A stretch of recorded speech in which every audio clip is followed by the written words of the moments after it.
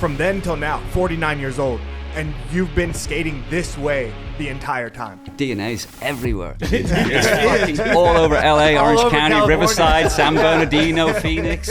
Yeah, I'm a mess. All the banks you always drop down are huge. Yeah. It's like you've been going after like this, all these crashes, all these falls, non-stop. I'd like to give my body to medicine. I'd like them to study my fascia. We have dreams and visions of how we want to live our lives and what makes us happy, how we see it, and we're just willing to do what we love to get it. You know what I mean? You're doing it in front of millions of people live on a pedestal.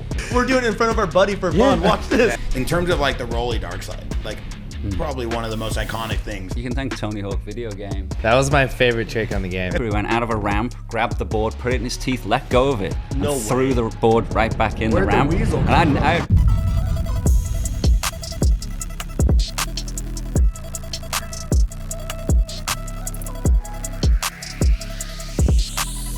Ladies and gentlemen, what is going on? We are back with another episode of the Jaxxon Sports Podcast, and today is a very special episode. Very special. Not only is he the most requested guest, and I'm not talking about this man, not only is he one of the biggest icons in skateboarding history, not only is he one of the guys who's been doing it for probably 2 to 3 decades at the highest level, but he is one of the icons, and he is literally, like I said, one of the most requested guests since we started this show, not even just from the skate show, surf, and moto, but even from our podcast show when we had Sheckler on that thing. Ladies and gentlemen, boys and girls, children of all ages, from LA to the hometown of Paddy the Baddy, ladies and gentlemen, Geoff Rowley! Woo! Make some noise! Make some noise! Finally! Damn it! Finally! Damn it! They said it couldn't be done. Hey.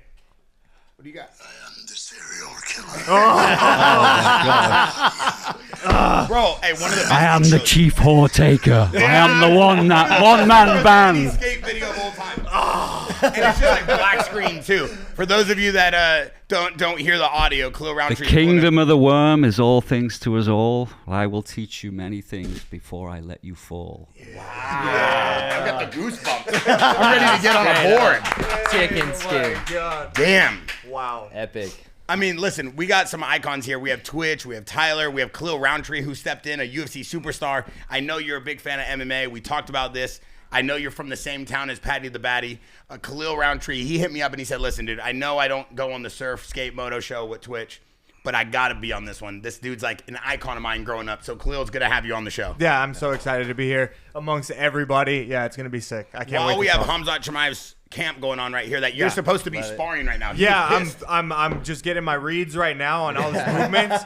I got the window view right here, so as soon as the podcast is over, I'm going in there and capitalizing. Yeah, All right, so you've actually flattered the shit out of me, so I don't really know what to say now, which is not very often. I have nothing to freaking say. But I did not know. I knew you skated growing up, but I didn't know to what degree. Got you know it. what I mean? Yeah. Like you haven't spoke about it too much. No, right? no. Right. So I didn't know that. So to find out, come here. It naturally happened that I'm here. Yeah. Right? Like I follow the podcast because I like watching UFC for a number of reasons. And so I've watched a bunch of the shows with everybody and yourself with multiple different people on here.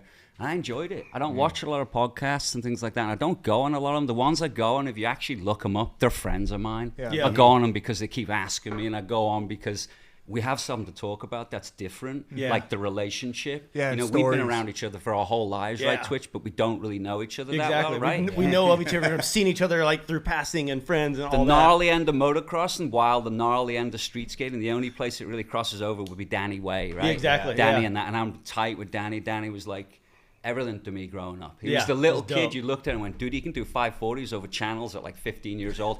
I can do that. Yep. You know what I mean? And Like not when every all the kid has kids that were like, feeling. all the bigger dudes were making you feel like a little kid. Danny made us all feel like a fucking man. So rad. Right? So Yeah. that's like how I see it. And motocross is like that. It's gnarly. It's gnarly as fuck. I don't have time to get so close into it. Yeah. You know? Yeah. I'm busy eating shit somewhere else. Exactly. You know? But to hear that you skated growing up and like to hear that like you were a fan of my skating is so flattering. Thank you. You're an incredible fighter. Thanks, man. And the parts of your fighting that I like, that I follow you, is your discipline. all the time. You never lose it. Even when you win fights, when you lose fights, when you're up, when you're down, your discipline's really incredible to watch. Wow. Yeah. So Thanks, man. that's I follow you and watch you for that reason, to learn. Don't slip. Don't slip. Yep. You slip, and you slip on skating when we're filming these big videos, and you get really badly hurt, if not break your neck, all the above. You're lucky to get away from any of them. You have to know how to fall. I spent my whole lifetime learning how to, I thought I was going to be a stuntman. Yeah. I'm serious. You basically are. Yeah, I mean, No, I you're seriously, your own stuntman. I thought I'm getting good at this. You do your own stunts. I'm getting good at slamming. I'm getting good at falling out and not dying. Yeah. On street with no pads going 30 miles an hour. A lot of people don't understand, like, there is a technique of falling. And when you do it enough, you figure it out. Like, you can't teach that. You learn it yourself. Yeah, absolutely. I mean, I want to kick it off with this. What does it feel to like physically just throw yourself at just rails for the last 20 years and drops that are just so massive? I mean, your skating and your style is so unparalleled. Like, what does that feel like? Body, mentally, spiritually? It's everything. It's all encompassing. Covers every part of my life. Morning, night, my family, by myself. Good times, bad times. I'm still trying to be gnarly and be the best I can be. I can't be the best I can be if I'm not physically able. Yep. Right? If I'm 90% and I know I cannot mind fuck myself. I can mind fuck everybody else, and I can mind fuck the spot, but not myself. Yeah. Myself is real. My preparation is real. My leading into the way that I skate is not serious and anal. It's not, I've got these tricks I want to do and I'm going to knock them off for a video. No, the opposite. I have ideas in my head. If I think about them too much, I'm already over them. If I think about slamming and making a trick too much, I've thought too much about the goal. The goal is to get that shit done, right? And that is, for most of the time for me, is mental strength. Big time. You feel like almost like you let the spot decide what trick you're going to do? No, I look at it and wonder if it's possible to get away, because if you watch a lot of the tricks I do and go to the spots that I go, they might look like I'm just going down another big bank. Go there. It's probably a 90-degree run up, and then the bank goes 100 foot that way, the opposite way that I went. Yeah. And then when I hit the bottom, I've got to go round a corner, going faster than you could ever possibly go. And miss cars. And miss everything on the ground, rocks, boulders, everything. When the spots are that big, you can only clean the ground so only- much. yeah, You're but dealing so with the much. dirtiest, nastiest shit. And a little tiny rock the size of a raisin can stop everything. Yeah. I see like so many So- like slide, like you guys gotta you have to have the gnarly. I was thinking that this morning. Like, you gotta have the gnarliest scars from getting road rash all the time. Yeah, I'm a 'Cause mess. all the banks you always drop down are fucking huge. Yeah. And I see you like sometimes like you could try to get off your board to run out of it and you just slide. Like there's nothing you could do to stop. I'd like to give my body to medicine. I'd like them to study my fascia. Wow. I've ripped it off everywhere. Yeah. Probably more than almost anybody doing that in public areas. Yeah. So my DNA, I've said this on time, my DNA is everywhere. It's fucking all over LA, Orange over County, California. Riverside, San Bernardino, Phoenix. You know, so if you want to find me in a later life, just go and scrape the ground, scrape the concrete. Exactly. But you're dead right. You're dead right. You learn to fall. You always have to go to your back. You always want your arms out, your legs spread, and you want to go backwards. You never want your head going forward. Where your head is dictates where your body goes. Yep. Same with fighting. Yeah, man. Put your head there. Someone's going to push you there, right? Yep. That's a weakness. When you're vulnerable, Yeah. you can't be vulnerable. Yeah. So if you watch every one of these videos, every little where my head is, look the whole time. As soon as that's a slam right there, perfect timing, right? This is a good example, right? Straight away, look where my head is. My head does not move. Look, Nope. not moving. It knows Yeah. exactly the height off the ground that it needs to stay, and that's what happens when you point. don't get it right. Got it. So if I don't pay attention, you know, no different than you, Khalil, you're gonna get knocked out. I'm Yeah, gonna get yeah. knocked out, but I'm gonna get like my freaking neck broken Yeah, and an arm one snapped. slip, Yeah. like one slip, and like let's say if you were to fall at the beginning of that, Yeah. one slip, you 20 feet, solid drop, all concrete. I mean, Yeah, that's- most of this stuff's as that's fast huge. as your wheels and your burns can go before they explode. Yeah. I've had reels split in two and fire off the ground, just split in two, right? I was terrible on product growing up. Like I was always the guy testing everything because I'm not a big guy. I'm 155 pounds my whole life. Yeah. Like right now I'm 149. I weighed myself to come here because I'm depleted from filming so much, right? But I'm the guy, if I stay at that weight, I can deliver. If I drop 5 pounds, I'm depleted, I'm vulnerable, and I'm going to slam like I did 3 or 4 weeks ago. And if you look on my Instagram a few weeks ago, I hit my face really bad. I didn't show the slam because it's a video I'm about to put out. But that's hitting your head, Yeah, of dude, course. going like very fast. Again, I'm 49 and I've been doing that since I was 12, 13 years Yeah, old. man. So to answer your question, really on it, of like, decades of it's all the same. A bank is the same as a rail. It's all equated physics and distance and what's possible with the freaking skateboard. Will it stay under my feet before it just rips apart? Right? So the banks, in my opinion, are way harder to skate than a handrail. A handrail's easy to skate, right? It's an A to B. It's mini golf that gets bigger and bigger and bigger and bigger, right? I know where I'm going. When I'm skating a lot of stuff that I enjoy skating now, I don't know where I'm going. It's like a surfer on concrete. And we came from surf, let's be honest. Thank you, the surf industry, but we're not surfing. Yeah. Our culture, immediately when it turned to concrete, changed. It's a city culture. It grew from that, you know? So I stay focused on that. You know, the terrain, finding new terrain. Like, I don't know, if you watch old videos, you see a lot of rails, a lot of stairs, and then you'll see a lot of roof gaps, big container gaps. Hey, I gotta say something. And really then this quick. latest video, all into traffic. Watch it, they're all into 50-mile-an-hour roads. Right on Bristol, right? The 55, where the 55 freeway goes over Bristol. Anyone can go look at it. There's a little hip underneath that in this last video.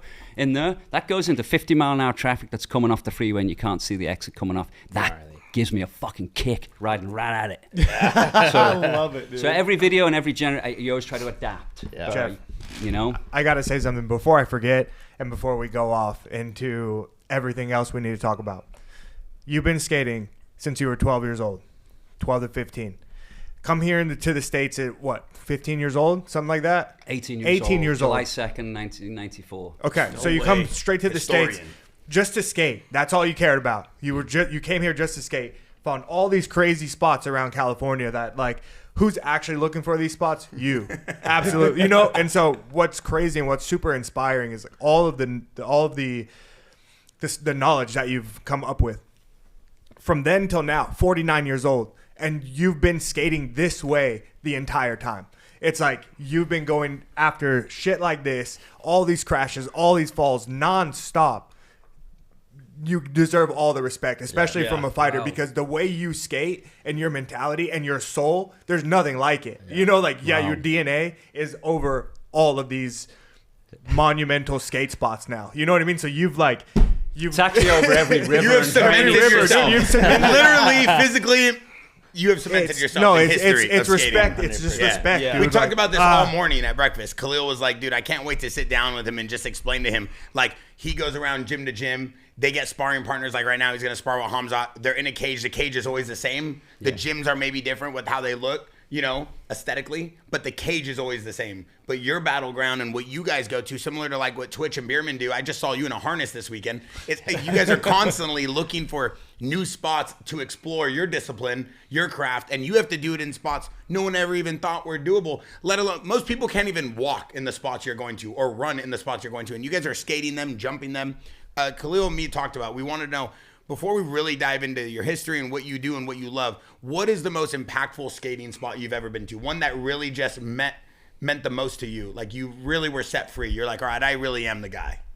I don't think like that. I'm not the guy, right? The next generation will dictate and get gnarlier than I was, right? The annals of time will dictate the fucking guy. There's only one guy, right? I'm not the man. You're the man. You're not the fucking man. You're the man. Yeah, 100%. You know. And then the next day, you're the fucking man, and you're the man, right? We all step up to our indifference on that, but like truly one particular spot, I don't have him. Like things that people would remember me from each of the videos. Maybe there's certain spots or famous spots that I skated early on that have kind of been cemented, the Staples Center and all that shit. It's just a spot. You know, the spots that I really remember, or the times of skating I remember, are things when I was a kid that I looked at and wondered what it looked like in person. Mm-hmm. Like there was a gap in Carlsbad, the Carlsbad Gap. You know, there was Oceanside, there was a 13 stair there that you'd see people do tricks on, and you'd go, I wonder what that looks like in person. I'm a little kid from England, you know. I wonder what it looks like. So as soon as I came to America, I wanted to go to those spots, just see what they look like. Could I do it? You know what I mean? Is Khalil as big as he looks in person? Yeah, he's fucking massive.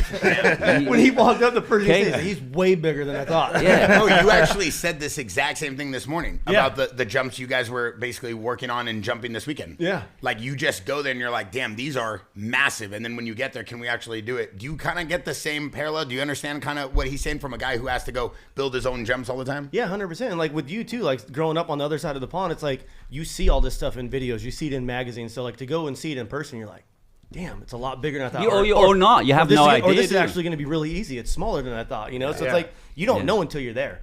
And I feel like the same thing with us. Like, there's so many different people that build jumps, and you just get there and you just adapt to the situation. Are the bikes getting crazier now? Meaning the stuff that you did 20 years ago, now are the bikes and the product and the gear, is it still... Can they go further? The bikes have definitely gotten better, but I feel like everything I'm doing now, I could do on the bike that I rode back then in the beginning of my career, for sure. It just depends on like certain, areas of like a jump that we were hitting this weekend was like almost 200 feet. That would be really hard on an old two-stroke. I would have had to have missed all the pre-jumps before. Exactly, a little bit faster bike. The technology with anything and everything, especially in sport, is getting better and it's ever evolving, right? But like...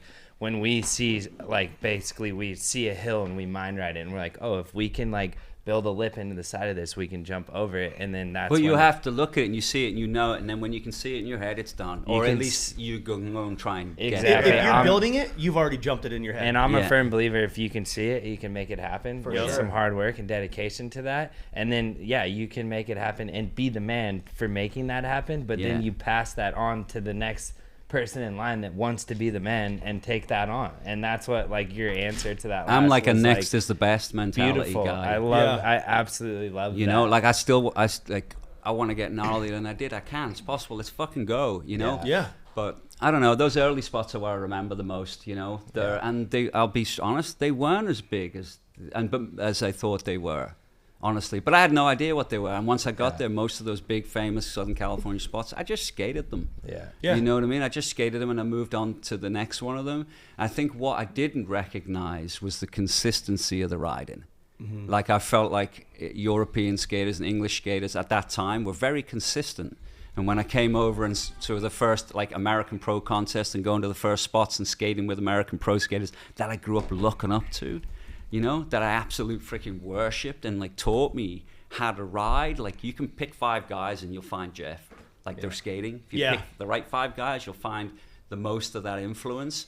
But I would say the consistency was, I think, where my confidence came from. You know, once I got used to living in the US after a year or two, you realize I can ride that. Watch this, I'm going to ride it again, I'm going to ride it again, I'm going to ride, and I'm going to get the trick quick, and I'm going to do it 5 times, and the photographer's going to be done in 2 minutes. One roll of film, because everything was film back then. So once I started doing that a bit, I'm like, dude, I'm like the consistency of like, let's just go ride and just hammer everything. That's what it was, you know. There wasn't no real moment. I'm not the like, when someone asks me what's your favorite spot, I'm like riding down the street, hitting the red curb. I do not care. I like just standing on my fucking board. You know, that's how my brain works. It doesn't go like, oh, wow, you ripped that day. In fact, every day it goes, fuck, you should have gotten gnarlier. I feel like with you saying that, like just you really love skateboarding. And to be 49 years old and still one of the gnarliest fucking dudes out there, it's because you have so much heart for what you do. And like, I have all the respect for that. Like, it's so fucking rad. I mean, if anybody could relate to that, it's you, Twitch. I mean, you still go harder than anybody at your age, and you've been so consistent throughout the years. There's got to be a recipe here, though, that the people at home watching this can learn from you guys. It's not just your mind. It's not just your body. It's got to be the love for what you do. It's the passion for, like, the heart. I would be lost without a motorcycle. Like, I wouldn't know what to do with myself. All my friends that I consider my family, everything I have is because of my motorcycle. 100%. Everyone I've met. All of you guys. If I didn't have a motorcycle, I wouldn't know all you fucking guys. We've lived a parallel life. Like literally that. our whole lives. Like, I've seen them around everywhere. Mad respect. Thank you. Mad respect for all of the Metal Militia early crew. They were fucking gnarly. They showed. They built the freaking culture of motocross. It didn't 100%. exist before that. It was a motorbike in the dirt, right? The culture of it, like what we have in skate, came from you and your generation and all that. And you benefit from skating doing 100%. Well, motocross and surf and snow. When everything's all good in that dynamic, you know, I think that was when it was it's most healthy. You know, it's ripped to pieces right now and fragmented, but we're in this room together, right? We're all here and we all do different shit on the different levels. I'm thankful for that. It's all mutual respect because we know how hard it is for each and one of our own disciplines. I think too, like a little bit of like perspective to like everybody being in their own world. Like we all are very similar, like-minded people that we go to war with our thing. Like he's in the war in the cage. Like you're at war with the spot and your board. We're at war with the new jump in our bikes. But like, because we love it and we want to like succeed in our head to do it. You know? And there's an understanding of like, I understand what you're doing and going out, and when you're filming and doing things that are like pushing what you do physically, going over the edge. Yeah. I mean, I live on the edge. I always said, like, I'm fortunate to be where I at, because I got to the edge of where I could go over the precipice and kill myself skating, which I actually had plans to do when I was younger. Yeah. I just thought, I'm going to get to the point I can get to, and then I'm going to do the biggest thing anyone's ever done. I'm going to do the even bigger thing, and I'm going to do a fucking even bigger thing until I'm not here. Yep. You know, and I tried to build all the skyscrapers and all the stuff, and there's only so much legally they'll let you do. Yeah. Jeff, I wanted to touch on that because, like you guys too, you guys are doing these crazy jumps. There's a lot of shit that comes with it. It's obviously vision driven. All three of you guys can't, from my understanding and what, like, the information that I've gathered and the videos that I've watched and stuff, like, you guys can't do, like, not that you can't do something else, but this is like what you want to be doing. You chose to be doing this. At some point, it was like, nah, this is not just a hobby. This is what I'm meant to do. And you just chase that. Yeah. But with that, we all get injuries. We all get crazy things happening. What is it that, I guess, is there a moment in any of our careers that, like, something was like, okay, this is it, like this injury, or like, you know, if it was something like an injury, neck injury, a back, something like that, when did that happen, and what was that like to have you keep pushing forward from that? You tell me. I mean, Because that could be early on in your career, it could be late. You could be Danny Way, right? And like that was fairly early on in his career that he made that decision to give it everything. What about when you hit the tractor? Dude, there's so many that I so can count, many. but And is it slams it's that resets you and sets you there, or getting hurt physically? I think honestly the biggest one that I had was I had a really gnarly concussion. I was out for like 13 minutes, and like I swallowed my tongue, and they had to like stick something up my nose to release my jaw was locked to release that, and that was scary because I lost like 2 months of like all memory. Mammoth?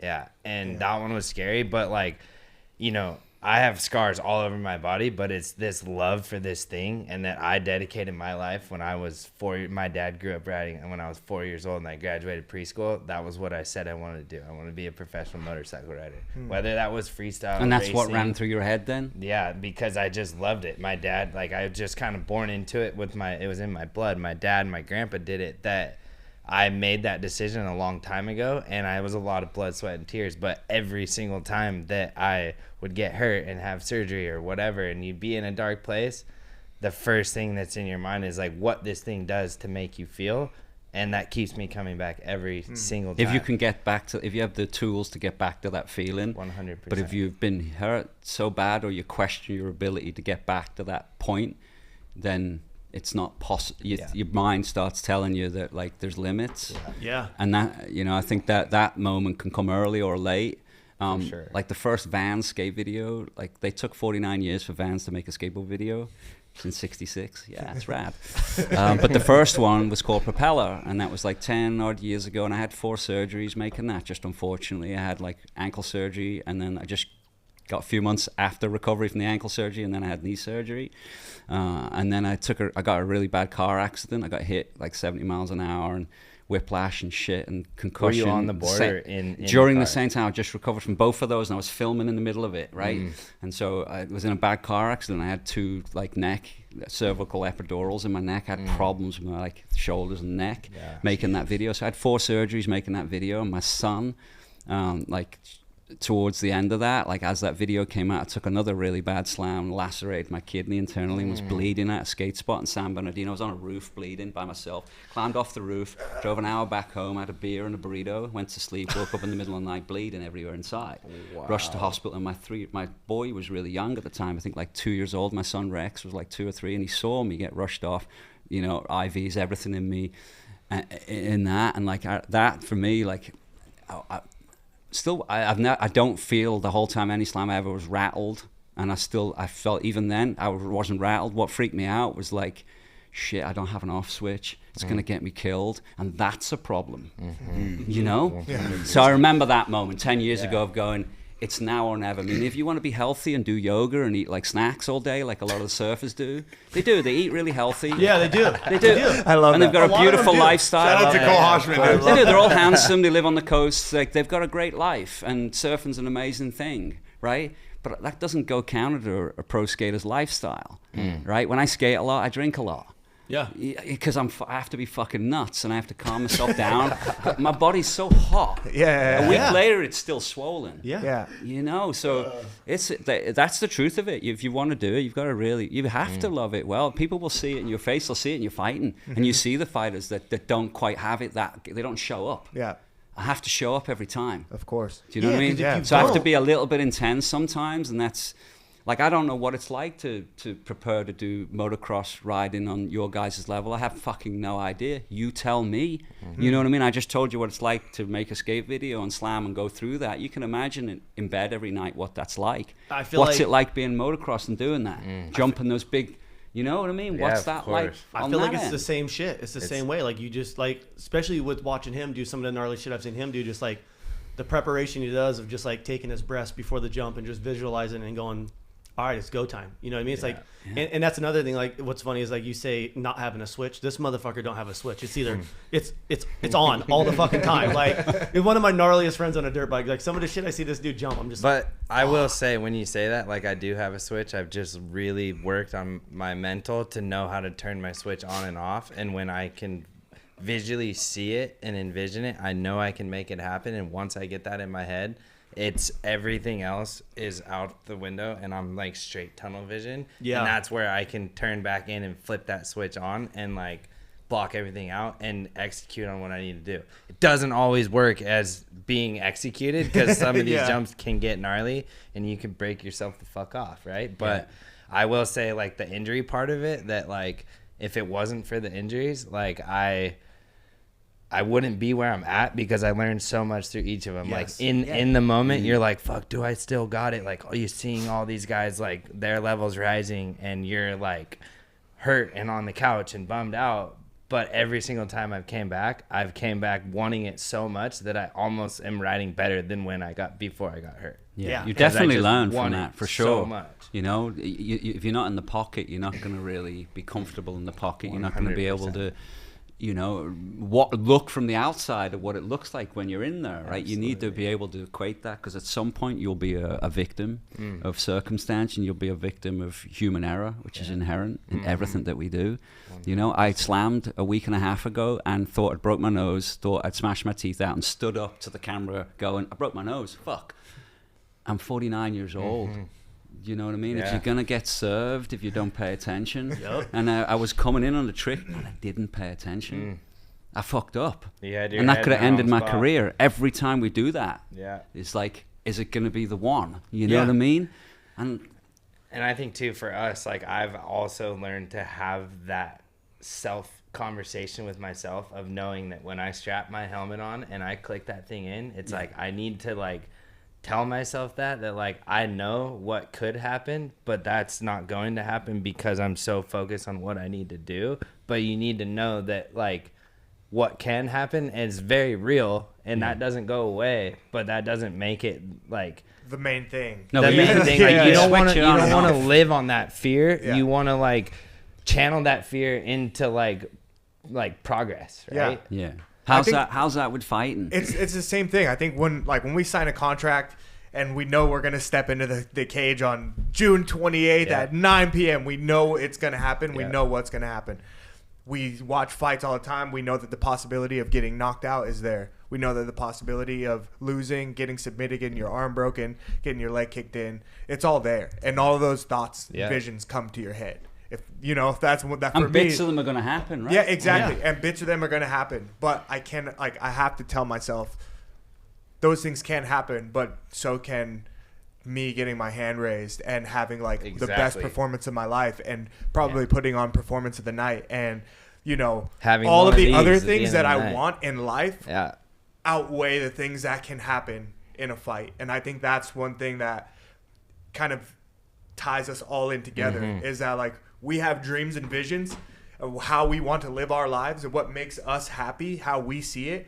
and we're just willing to do what we love to get it. You know what I mean? You're doing it in front of millions of people live on a pedestal. We're doing it in front of people our want buddy to see for blood. fun. What's that? We're doing it in front of our buddy for fun. Watch this. I did this, smash my face out the other week with 3 people there. No, It was but fucking rad. but it's People want to see you go to war. But the the thing difference is, is like, people want to see them land tricks. Not always do we. I want to watch him get smashed. I want to watch him complete these amazing, beautiful tricks that just look insane on a board. When we watch you, we want to see you go to war. I mean, you're literally, your nickname used to be like the War Horse. The War Horse. Like people know what you're going to give them as a product of what you do for a living, which is a battle. Like we're watching Hamzat spar right now.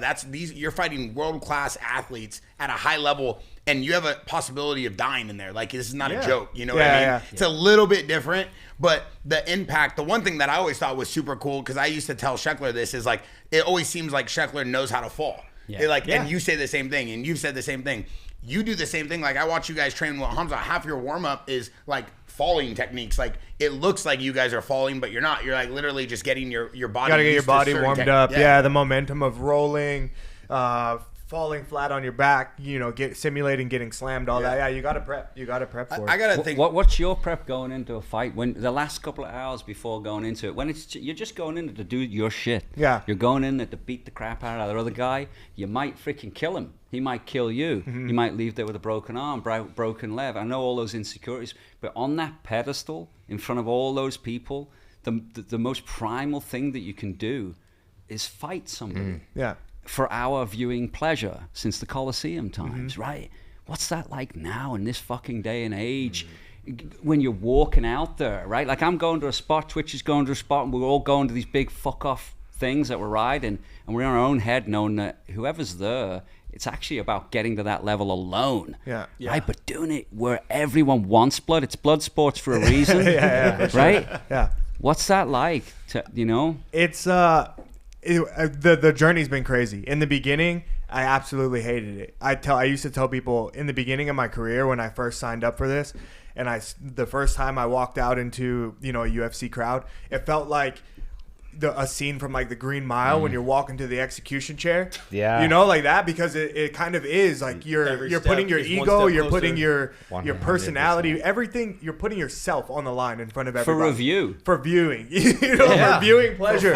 For fun. Hey guys, I'm going to fight this guy and you guys get to see it. So for me, and the lack of confidence I had and being kind of green in the game, it felt like I was always walking to my execution. And then once I knew that I could survive the execution after taking a few losses, I was like, okay, I'm still nervous because I know this is going to be painful and this is going to suck and I could be humiliated, but this is what I do. So the nerves that everybody talks about on fight podcasts and stuff, it's real, and they say that they never go away, which they don't, but the perspective changes, and who I am as a person now and the man that I've like designed myself to be now, when I step out there, I'm grateful. That's the main thing. I'm like, thank God I get to be here doing what I love, the life that got me here, the decisions that got me to this moment where there's millions of people around the world watching me do what I love and putting on the best performance that I've just prepared for.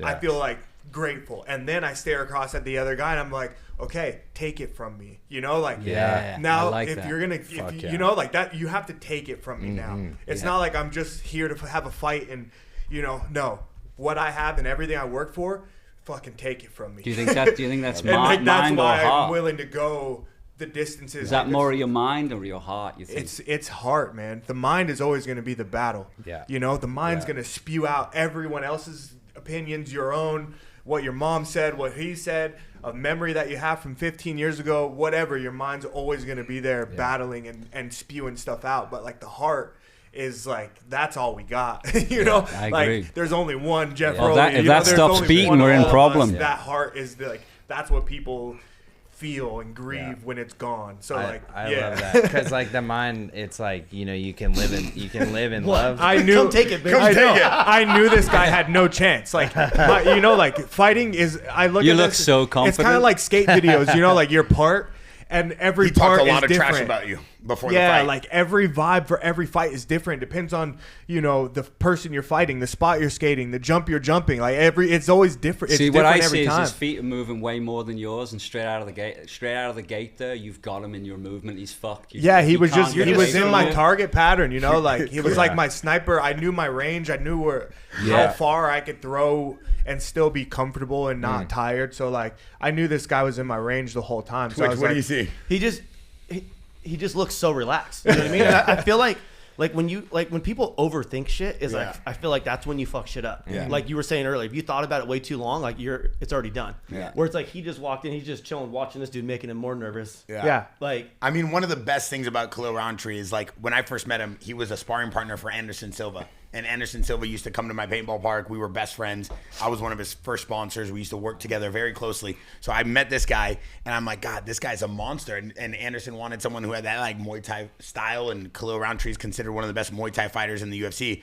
But one thing no one talks about is the way he controls his breathing, the way he controls his mentality. He's literally like a modern day samurai in that cage. Like he's so in control. Like what you said at the beginning, I was so amazed that you brought up that fact.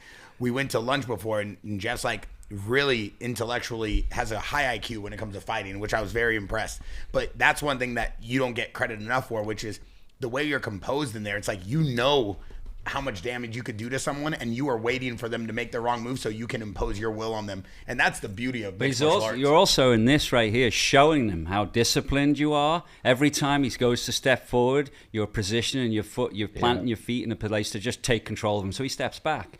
He knows he can't jump in that pocket with you. He knows that, especially for someone who talked so much trash about you before the fight. This guy ran his mouth so heavy on Khalil. And we're really being loud. His posture, too, that's to your benefit. He leans forward with his shoulders, right? His head's coming forward. Like, how long did that take? As soon as he showed himself, you beat the shit out of him. Yeah. Well done.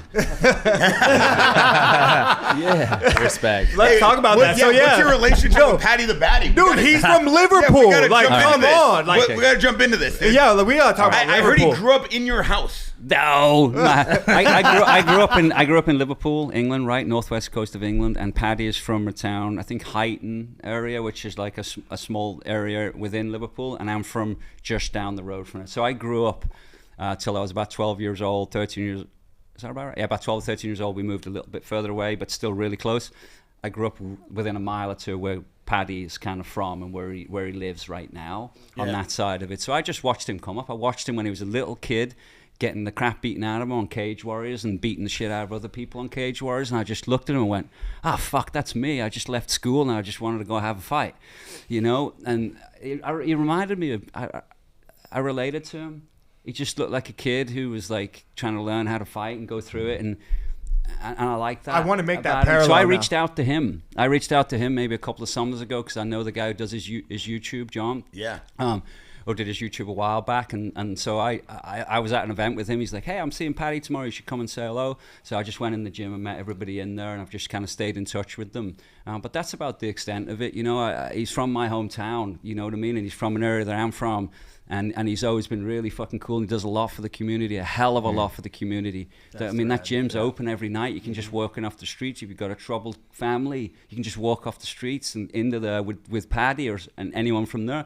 And they'll teach you, they'll help you. Yeah. So I thought that was pretty cool. So that's why I kind of like reached out to him. But he's not wrong when Scousers don't get knocked out, though. Yeah, no, not at all. But it's crazy. Okay, so the parallel here is like when I grew up in Vegas, I'd say until Paddy meets Armand. Like, please, let's call it like year 2000. I was 10 years old, right? At that time is when I was like getting into skateboarding. PlayStation was out, Tony Hawk, everybody had it. There was motocross games and BMX games, and in Vegas, that was kind of all we had. So guys rode dirt bikes because we're in the desert, and you just need to go 10 minutes in your dad's truck, and then you can just get lost in the desert. And then there's only concrete roads, so like that's where you get your skaters, your rollerbladers, all that. Anyway, at the time, especially in Vegas, like people were more focused on a lot of the, like California skaters, and when we watch skate, like certain skate parts, we had the guys that all the guys that were in the game as well, the Muskas and this, but Rowley was always different, right? Like you were coming from Liverpool, a place that we've never been as young kids. So it's like you came in with this different energy. Your haircut was different. How you dressed was different.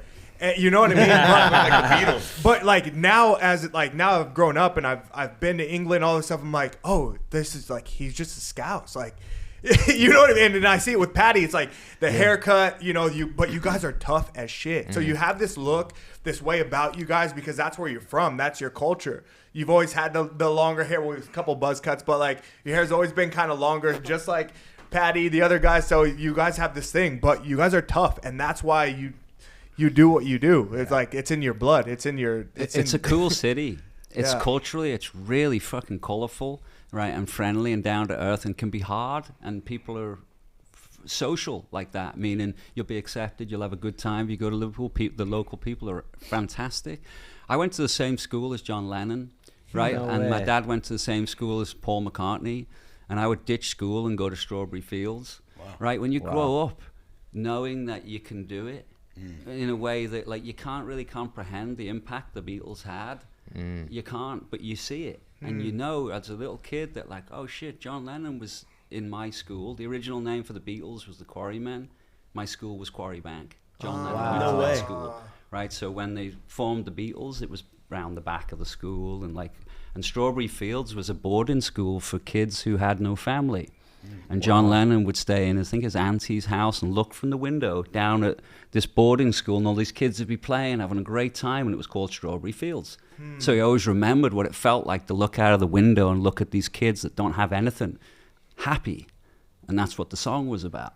Wow. Right? So I grew up in the middle of that, where there's like all this rad old architecture, all this everything you see, all the Beatles visuals are from that side of Liverpool, And so I have pride in that, you know what I mean? Because the city's incredible. It's got incredible history, incredible trade history with, during the Second World War, the first Asian trade as well coming across. All the slaves came across through the west side of the UK and places, all Indian and African people were shipped over. So it has a very unique history, and I think it creates unique people. And when I was growing up, there was no cameras, there was nothing on the road. I mean, I'm not a fighter, and I'm not an aggressive person. I don't like to hurt people or anything like that. I have no inkling for it. But when you grow up just in a rough city, like zillions of watching this have, you learn to protect yourself. You learn your weaknesses, your vulnerabilities. You learn when to open your mouth and when to shut the fuck up. And growing up, I got beaten up all over the place. I watched guys that were sitting next to me, twice the size of me, my best friends, 10 years older than me, just on the ground, battered in front of you. Don't move, kid. I'm gonna fucking kill you too.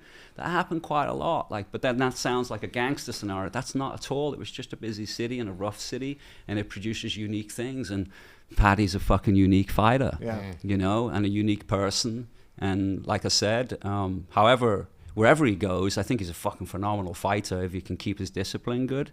I think he'd be hard for anybody to beat if he's on his game that night. So, and I think he's proved that he has the breadth of fight IQ to give it a go. Yeah. So we'll see. You know what I mean? Whatever happens with that, he's rad, and he does a lot for the city and a lot for the community, and he steps up and speaks about that. He's a leader. I respect that. Hell yeah. That's rad. Whether he wins or loses, same with you. I don't always win. Yeah. Failure to failure without loss of enthusiasm. Winston Churchill. It's fine getting the shit kicked out of you. Just wake up tomorrow and fucking kick his ass. This is so crazy. Dude, I would never imagine you having so much in-depth knowledge of so many different disciplines, so many different fields. You're like a very modern day philosopher in a way. I don't know about that. I feel like you got a lot of opinions. You got a lot of views wisdom, on different dude. things. Yeah. When did you first fall in love with MMA? When did you first started following fighters? When did you first have this because you talk about it so heavily. Bisping was here. Yeah, probably early Connor stuff. Jose Aldo period, and freaking what's his name from up north? Uriah Faber? No, near to him, but not him. That TJ kind of Dillashaw? generation. The other dude, our brain's not freaking Chad Mendes. Chad Mendes. When he was starting to fight Connor in that period, around about then. It's a good era. Yeah. That's one of the golden eras. Yeah, that's kind of when I started to watch it, and that's when it became visible. It's a young discipline. It's a young business, right? And so you see bits of it, but that's when I started to follow it. More so, and then when it's grown from there. It's grown for sure. All those first Conor fights and all through there, that next generation of it and next wave of it, you know, with yourself and everybody, you know, is that's what's kept me watching it. It's grown. It's got more diverse, better fights, you know, more harder, I would say more challenge between each fighter. Yeah. I would say. So I'm like everybody else. I just want to see blood. It's blood sport. Yeah. You know? You just want the How battles. well? But really the best scenario is you just walk out and knock him out. And then everyone has then we don't have to see him. They don't have to see it. Exactly. Thank you. You came from Liverpool. 2 weeks later, you're on the front cover of Trans World. I mean, people talk about the fact you were, you know, Skater of the Year in 2000. Did that ever feel like the peak of your era, or just like the beginning of what you were to become? Trophies and things like that don't mean anything to me. You know what I mean? The respect from the people that is more important. Like Thrasher was Jake Phelps, the editor. He called me. He said, "You're going to be Skater of the Year," and my response was, "Fuck, I'm going to have to kill myself now." And what I meant was, "Shit, you just driven this little kid to just push myself off the fucking cliff." That meant a lot to me. But the thing of having it and the trophy and the accolade that goes with that, I don't feel it. I feel the editor of the magazine recognizing them, pointing and going, "Right now, you're the shit." Yeah. You know what I mean? And as a little kid, you go, he just said that, he verified that, and that made me feel good. Like Vans has a statue of me out the front of Vans. That's to the right crazy. of it. It's so sick. And it's the same person that made like the Kobe Bryant statues, like a famous Staples sculptor. Center, yeah. And like it freaked me out, and they didn't tell me about it, and I was real uncomfortable about it because I don't like. I got into skating not to be winning a contest and going, "I'm number one." Right? But the fact that the founder's son did that, didn't tell me, was going to surprise me. That the small gift and gesture of he's that important that it's not the president that's saying we're going to build that statue. It's the founder's son, Steve Van Doren's going, "We need to do something special for this guy. It's 25 years of being with our brand, and he's done a good job in that." Just that gesture of him making that effort, not the actual statue. That's flattering. I like that kind of shit. really People being good, the people are recognizing certain points of your life. I mean, on that one, how do you feel? It's the process, not the prize. Seriously, because I mean, not everyone's like that though. Like Tony Hawk likes to win. 100%. Some people, and a lot of people like to win, And that's And he okay. should. He's the fucking gnarliest ever. He's the winning. He wins because he's that good. Yeah. Right. Like I can't just step in and go, "I'm gonna win every time." I had those moments where I can get there when I wanted to get there, and then maybe the next time I couldn't. So I just focused on something else. I feel like the same thing, like what you were saying, like with the trophies, like you don't really care. And I feel like my whole career, like every time I won something big, like all my medals from X Games, every time I would win. How many times you won X Games? I think 6 golds, but I got like 17 X Games medals. What the fuck? But throughout my whole career, I never wanted to see my trophies. I enjoyed more of the process of working my ass off, riding twice a day, going there, looking at the course, being like, "I'm gonna fucking smoke these dudes tonight." So it's like every time I ever won anything, I would just go home. I'd celebrate all weekend. Monday, back to work. I'd throw my medals in a shoebox that just sat on my closet shelf. I never wanted to see the trophies that I had because I didn't want to get comfortable and compliant of where I was. I'm like, out of sight, out of mind. I got to work harder. There's something else coming up that I want to fucking be great at, you know? Does it make it predictable? Like in your mind, you go, "Well, I've done it 6 times. What's the point? Fucking do something else." No, I love the process of having something in my head like, "Oh, this is coming up.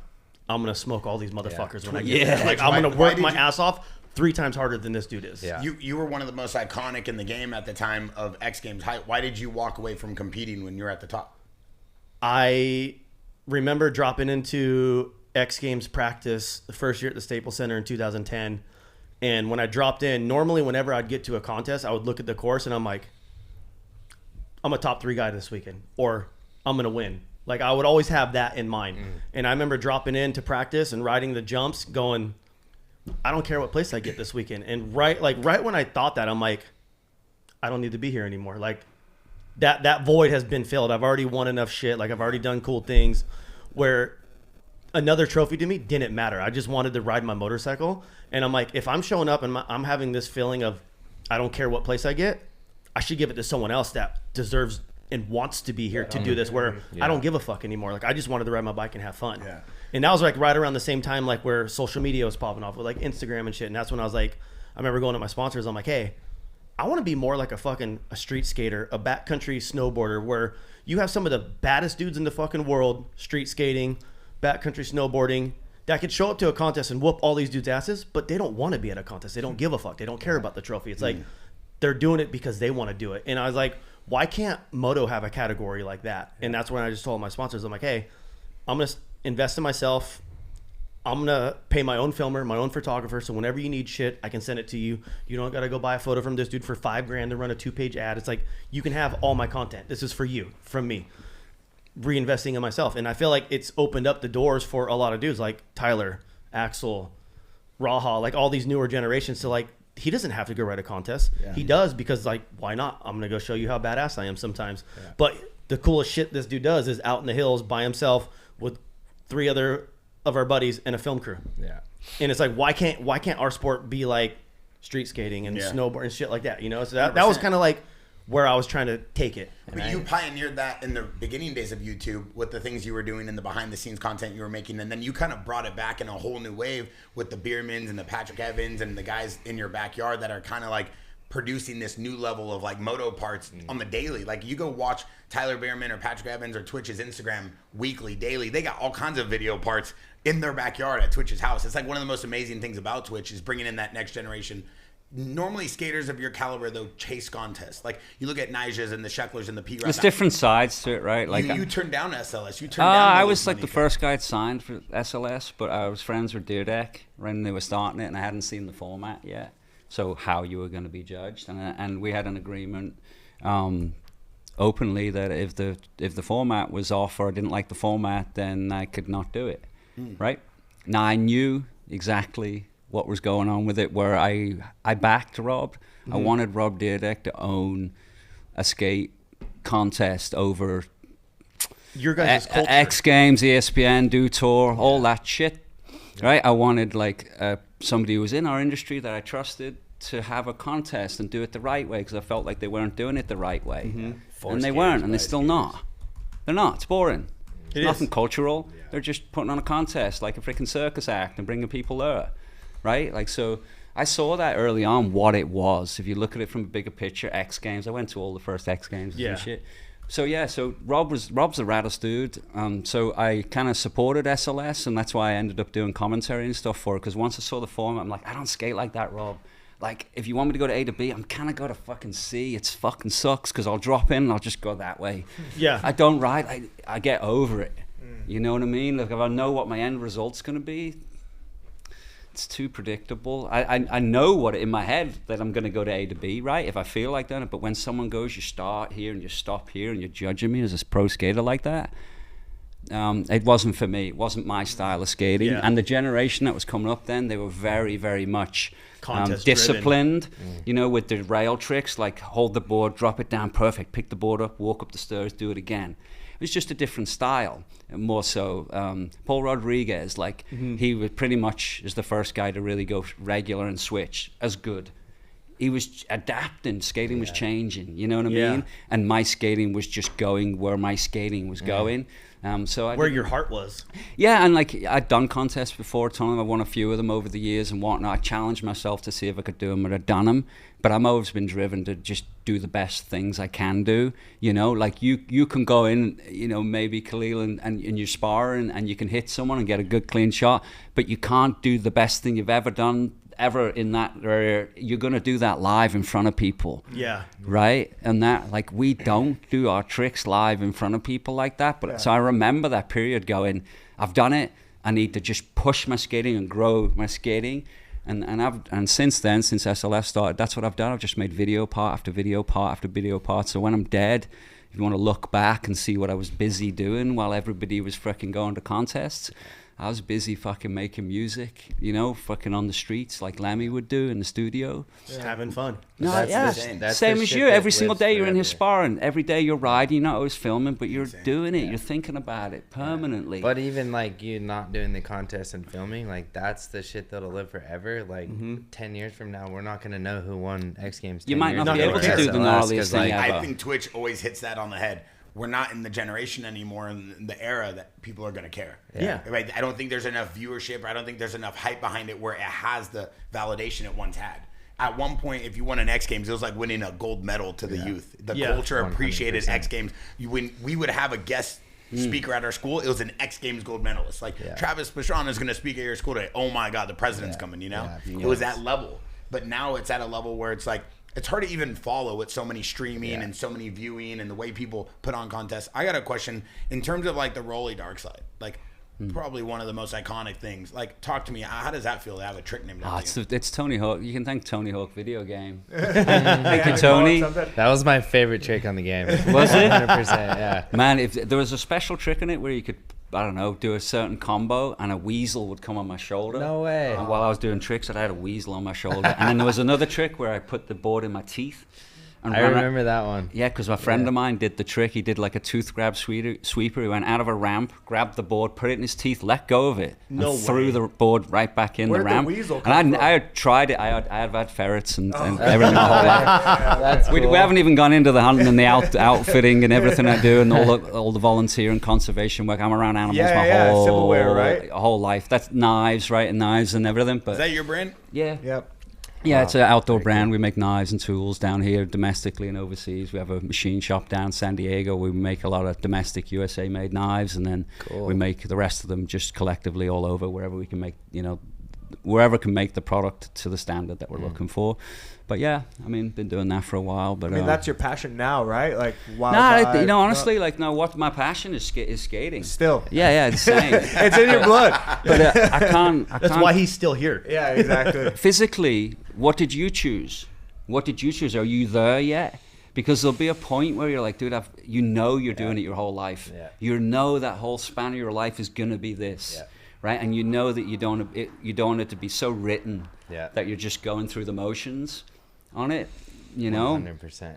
So, but every legendary skater has like an iconic move that goes with them, an iconic trick that people know them for. But to have one like named after you, kind of created from you in a way, like that's foot placement. Rodney Mullen invented pretty much every flat ground trick that we know and did them all and showed us how to do all those things every which way. It's just a variation of that. So he did a lot of dark slides every which way. If you watch those old videos, before everybody, he was doing nollie ones, switch ones, fakey ones, all the above, way ahead of everybody else, And I always liked just a clean dark slide. It took me a while to learn them, and they wreck your board when you're doing them. Yeah, of course. Right, and so I was doing them on different things than Rodney. Like I was doing them down picnic benches, trying them on handrails. I was landing them on off handrails in like '98. I just couldn't roll away. That's crazy. So it's a different way of doing it, and I found like putting your front foot behind the front truck and a foot on the tail, almost like a kickflip where you grab it to go to a rail. You had more control of it once you were on it to flick off.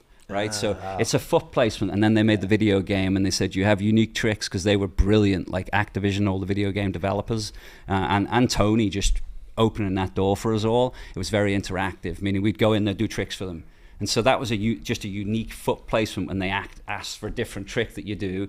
And so it had the name Rowley Darkslide on there, and it became known for that. You know what I mean? But it's just a different foot placement for what traditionally people would do a Darkslide on. Did you ever get to go in there and wear the green suit with like the balls on it and shit? No, that was just Tony. But what we did, I will say, what was unique about that game was the first one that each character could have unique characteristics within the game. It wasn't avatars where they're all kind of the same with different clothing, and one goes faster, one goes slower. It was differences, a guy's arms could move differently, your legs could move. So they watched videos religiously of all of us, and they did a fantastic job. So every trick we had in there, like 360 flips, ollie impossibles, kick flips, all basic stuff, I went in there and they filmed us all repeatedly. It was legit your style for the video game. Yeah, and they were brilliant about it, man. To give them credit, it was Neversoft, when people Activision. take the time to do something right for your culture, it's like, how do you not respect cool. I mean, that's where Grand Theft Auto come from, right? Everything was built, all the modern video games are built from essentially that platform of game, which, Tony brought that to us, our industry, and we were fortunate that we had someone like Tony that was a leader and stood up and would go after those bigger things. Who wasn't about just himself. Yeah. Even though he was the biggest skater there was. You know what I mean? That game Like, was the biggest game of all time. yeah, like he brought everyone with him. But he could have It's picked just a everyone on his life-changing team. game. He could have picked everybody that rode for Birdhouse. Yeah. And just made a video game. But he didn't. You know, he understood that it was a bigger thing. And that's what Tony's done for our industry big time. He's always out there as an advocate for how rad skating is on all the positive sides. He's fucking brilliant. Yeah. He is. Did it ever trip you out about the kind of the cultural reach of those games versus like the core skate community and how wild that game became compared to what your community was at the time? Yeah, I think that certain guys in the video were more impacted by that. A lot of the vert skaters there, you know, a lot of the trips that you might have gone on, all the big freaking, what were they called, Tony Hawk, Boom Hug Jam. all of that Jam, stuff. yeah. That all came from that of like, whoa, people want to see it live now. Yeah. You know, like when we would do demos growing up with past company that I was partnered in, like people that would show up, thousands of people would show up to see like raw street skating back then live, like shitloads of people everywhere, right? Like the tours that we do. So that was a huge sign of people want to see something bigger, you know, more music, motocross, like BMX, you know, live, you know, and skate. And so that helped build the culture, you know, again, what you built in motocross and what you're building now in that's the result of it. Yeah. You know, on the good side, you know, and Jackass and BAM and all those things at the time, those things for our industry were brilliantly, they did fucking so much for all of us. Really and that's did. leadership. That's the generation that's like, they're going, well, I'm not Tony Hawk, but I'm going to go and do this, like what BAM did, or what Deerdeck did, which is totally different from what BAM did. Yeah, exactly. You know, or what Big Brother and Jackass and Jeff Tremaine and those guys, and Rick Cossack and those guys did over there is totally different angle. It's coming from like a sketchy core skate punk angle, right? And but there's the demographic. and then Sheckler each and one of Ryan. those things, Not to discount Ryan. Ryan, like if I was a young kid growing up, skated in the 90s going through, I would look at Ryan and you would respect the shit out of Ryan Sheckler. Yeah. Ryan's an incredible skateboarder. Yeah. You know, an incredible person. And it's leadership. We need more of it. You think he gets the respect he deserves from the skate community? Yeah. Yeah. Yeah, he does. Like I said, you get what you, with Ryan, you see it. What you think you see, that's what it is. Yeah. Meaning if you meet him in person, he's just as cool. Yeah. So that's what I would say on that. And I think the longer he's around, the more that we respect and understand his life and who he is and what he does for skating. Twitch, were you on the Boom Boom tour?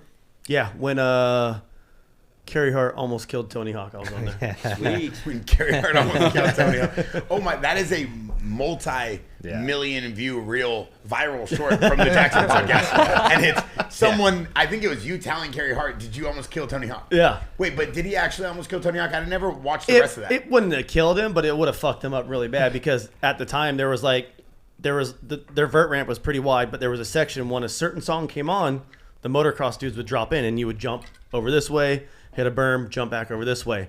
Well, you're going over the vert ramp. Yeah, you're going over the vert ramp where they're airing out. And those dudes are airing out of the vert ramp pretty gnarly. And Hart came around the corner, went to go, and Tony missed the tape. He knew, like, he wasn't supposed to go past a bright green tape line. Well, Tony went past it when Hart was coming up, so Hart had to slam his brakes on, or else he would have hit Tony. So he misses Tony, but then still jumps a little bit, and he goes right into the backside of the vert wall. I think he broke, like, both his femurs, an arm. Gnarly. But we saved Tony. But we almost killed Carey Hart. We saved Tony, but we almost killed Carey Hart. And then I got the phone call like, hey, Hart got fucked up. Feist threw your name out. Sink Mars threw your name out. You want to come ride the tour? I was like, yeah, I'll be there. It's an incredible history, like, of action sports when you got guys like Twitch who lived it, have been there for generations. I think this is like your third kind of real generation. You have the 90s, the 2000s, and like the 20s. In a way, right? Yeah. It's like three different levels of action sports. At his rate, he's going into the 30s too. Yeah. I was just watching this dude hit 200-foot jumps at that 200 age. foot? Yeah, it's insane. 200-foot jump? Yeah. Like you just did that 2 days ago? Yeah. Fuck. You're flying 200 feet in the air. Yeah. It for me, I wouldn't say 200 feet in the air, but in distance, 200 feet. Yeah. Up over a big ass mountain. Yeah. I just, going back to like talking about like when you're walking out like to the gauntlet and like the nerves, it's like, I feel like I live off of scaring myself and being nervous because when you overcome that, it's like the biggest fucking relief of like, wow. Like I get chills talking about it because it's like, if you're not scaring yourself, is it really that fun? Yeah. Because like I love to scare myself. Like I love to like, and there's a lot of people too that are like, what if that? What if this? I'm like, what if you're gonna be a pussy your whole life because all you care about is what ifs? It's like, I don't think about the what ifs. It's like, how cool is this gonna be to myself? Like 100%. for my own bragging rights. I'm not doing anything on a motorcycle to please you or to please you. It's like, it's to please my inner like soul of like, fuck yeah, you did it. Like you put out to like, hey, Josh Hill builds gnarly fucking jumps. And I'm like, fuck. I was like getting nervous going up there this week. And I'm like, all right, my whole goal this week is just to jump every fucking jump this dude builds because he's gnarly. Yeah.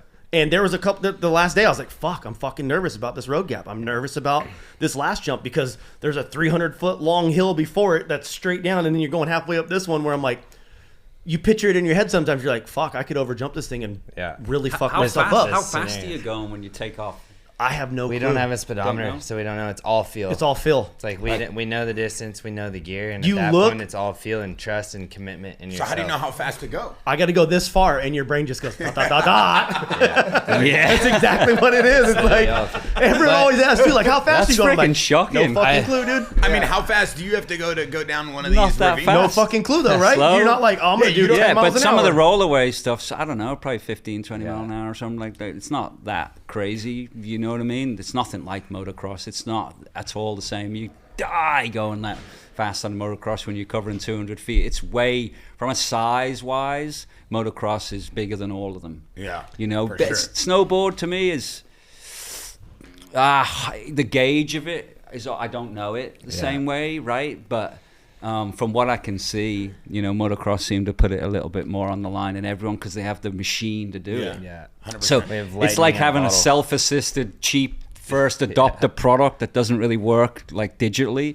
with something that's just fucking souped up and get you to the moon. Both of them are hard to get to the max on, right? One of them will hurt you on the gritty level, and the other one will just fucking rip your legs off, and the bike will land on your head and you're dead.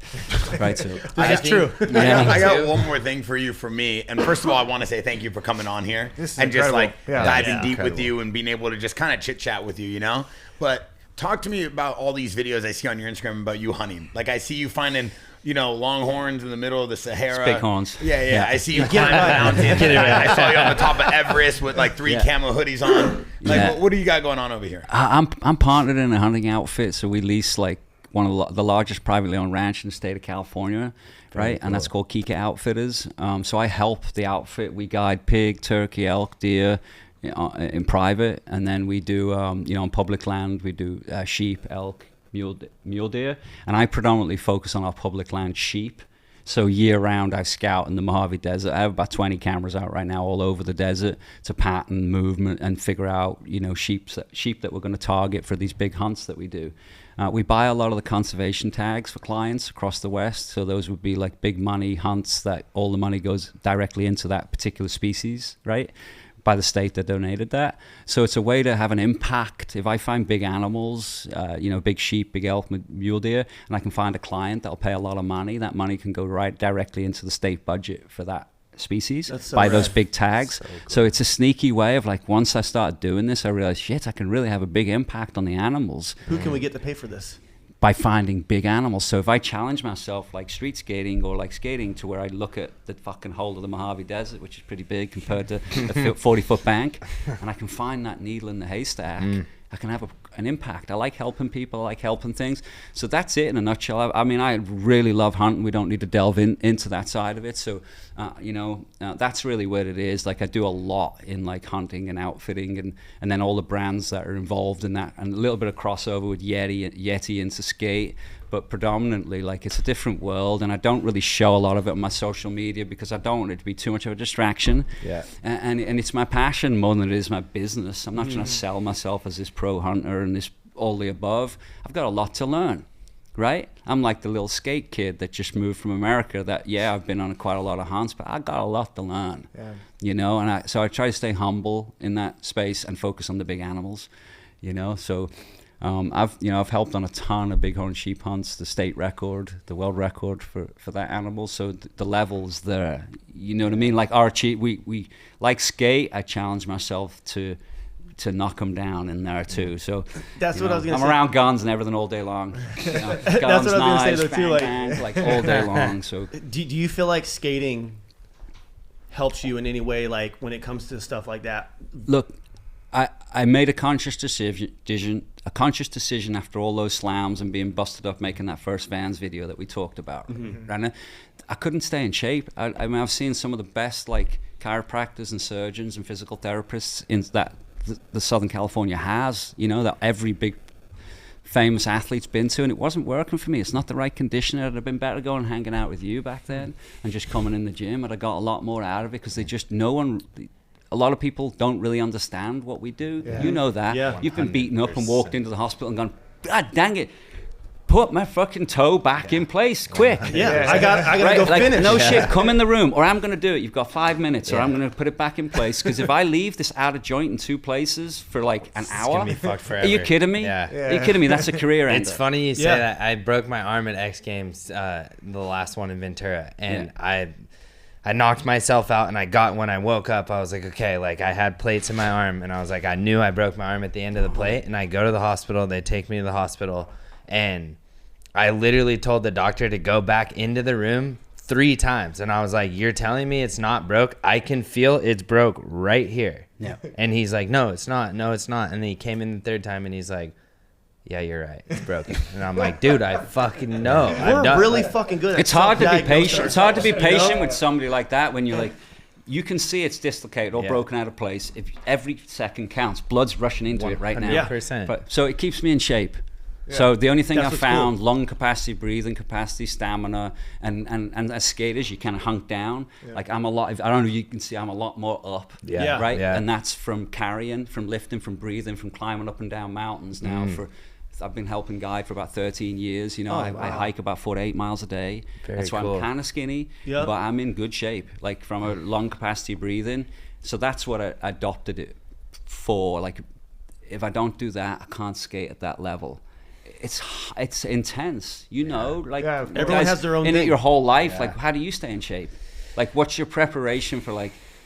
Right? Yeah. Mine is I can't go to the gym. If I go to the gym, it's going to beat me Yeah. up. It's going to do it. And I'm already beaten up. I've Yeah. just kind of fucking ate shit out Of course. there. So I hike mountains, Yeah, right? That's absolutely. what I do. Yeah. And I think he's very similar. Like if we don't kind of stay on a little bit of a program, like that program is to keep us from preventing getting hurt when we do hit the ground. It's not if, it's when. It's gonna happen. Yeah. Yeah. So that you do that. But the most important thing with the work is the maintenance and the prepper, like the taking care of your body and like keeping your joints. Or and everything training moving. when you've got a tear in your labrum or a break in your hand, and you're training, you're going Yeah. out in 3 days, or you're getting ready for a big ass fight, and you have a problem in your hand. Yeah.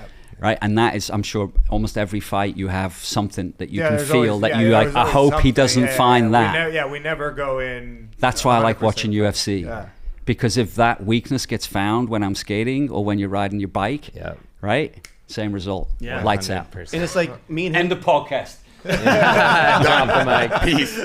Me and him train a lot. Like we work out, but it's like the reason we are working out, it's not because we want to fucking look good with our shirts off like how most of these dudes are. It's like we're working out to be in shape because we know we're going to hit the ground. And Yeah. the more muscle I have on my body, the better off I'm going to be and the quicker my recovery is going to be.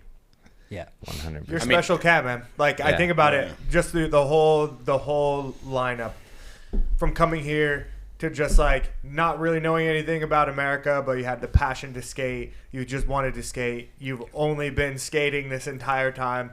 Now you've found hunting and this whole new thing, but it supports the skating. Like you're hiking up. It's and quite down selfish. to support the iconic, skating. dude. No, it's just like your story, Yeah. and just like what you represent to all of us in skateboarding. And you're able to pass this wisdom of your experience because we only know what we see. Yeah. And we don't see you at competitions. We see you on videos doing the most Yeah. gnarly shit possible. And then we're like, well, what's he doing on the off time? Yeah. And it's nice to hear from you. It's nice to just kind of see that you're just one of a kind. Like everything that you do surrounds this like vision of who you are. You can't help it. You know, it's just you're a special dude. You're not here to make the money and get the accolades and all this stuff and just be on Thrasher. It's like, no, dude, this is who I am. Take it or leave it. I'm a dude from Liverpool. I like Paddy the Batty. I skate gnarly shit. You know what I mean? You're transparent. You're authentic. Like, you're just so, real. It's so cool. Bro, it it's has so a lot. cool. There's a lot to say to be fucking 49 years old and still pushing your body like you're fucking 12. Breaking his, like it is gnarly. You know what I breaking, mean? you out of Like, everybody breaking can his speak face, from that. filming a new part as we speak. That exactly. is I legendary. can't wait to see this and movie. that's Thank you. to me that's such an inspiration. Like, cause he's been an inspiration to me, and he's about 10, 11 years older than me, and he's helped me so much. So for me to give you your flowers right now, that it's more of like who you are rather than what you do. You know, what you do is the fucking sickest ever, and you've been an icon for that for so long. But it's more sitting here having this conversation with you. It's more about who you are and how you perceive things. And dude, it's very, very, very, very fucking cool. So good. Yeah. 100%. I appreciate one of the it, realest Will. to ever do it. Ladies and gentlemen, one of the most iconic skaters of all time, Geoff Rowley. We're out. Yeah, Jeff. That was insane.